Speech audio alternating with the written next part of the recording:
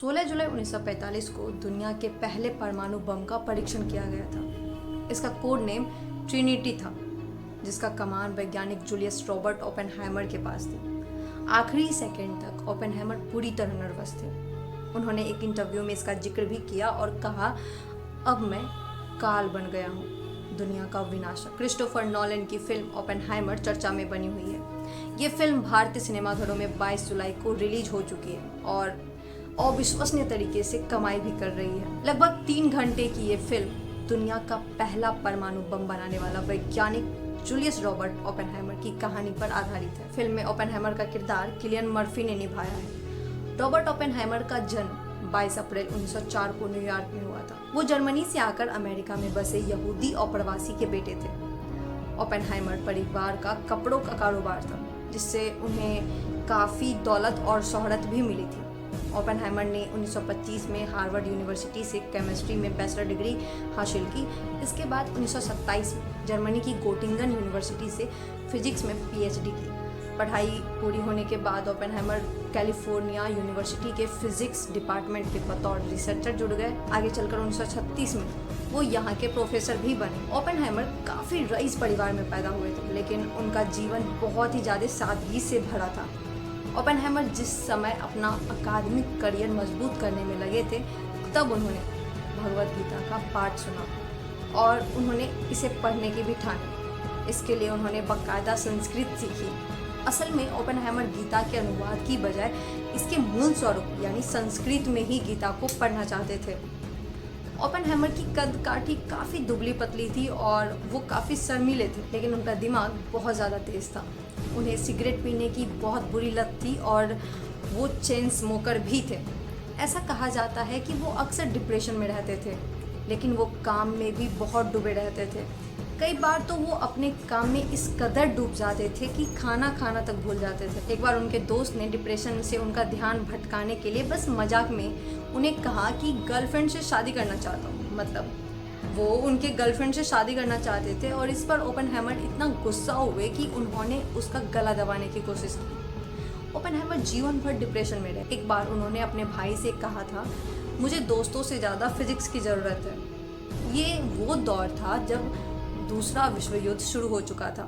अक्टूबर 1941 में अमेरिका के विश्व युद्ध में शामिल होने से 2 महीने पहले अमेरिकी राष्ट्रपति फ्रैंकलिन रूजवेल्ट ने परमाणु बम बनाने के कार्यक्रम को मंजूरी दी थी। मई 1942 में नेशनल डिफेंस रिसर्च कमेटी के चेयरमैन जेम्स बी कॉनेंट ने ओपेनहाइमर को फास्ट न्यूट्रॉन की कैलकुलेशन करने के लिए बुलाया। कॉनेंट वही थे जो हार्वर्ड में ओपेनहाइमर के लेक्चरर रहे थे।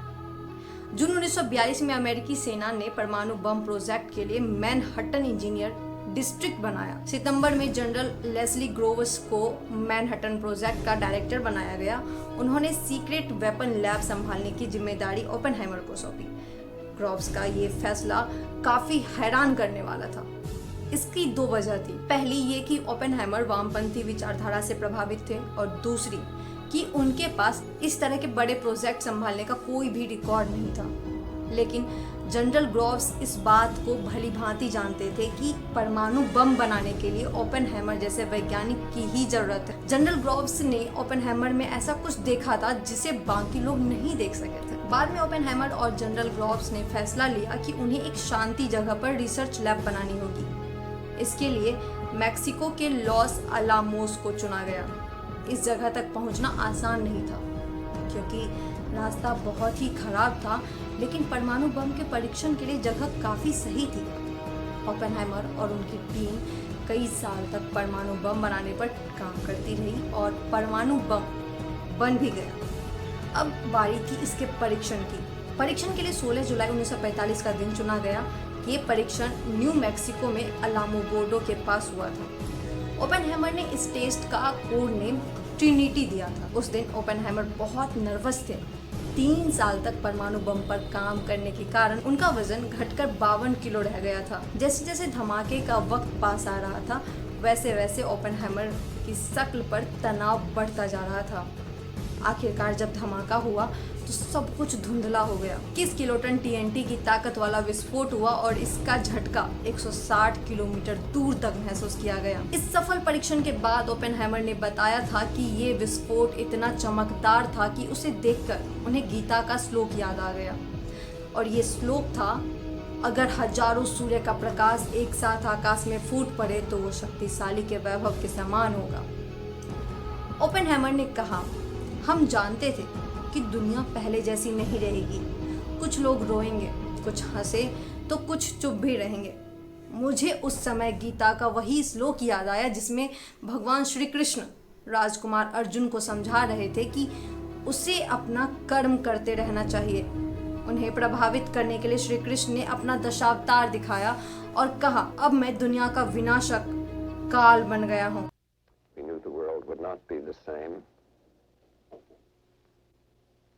Few people laughed,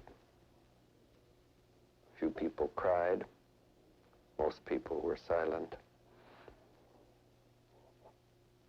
I remembered the line from the Hindu scripture, the Bhagavad Gita.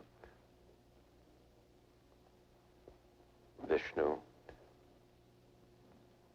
is trying to persuade the prince that he should do his duty, and to impress him takes on his multi-armed form and says, now I am become death, the destroyer of worlds. I suppose we all thought that one way or another.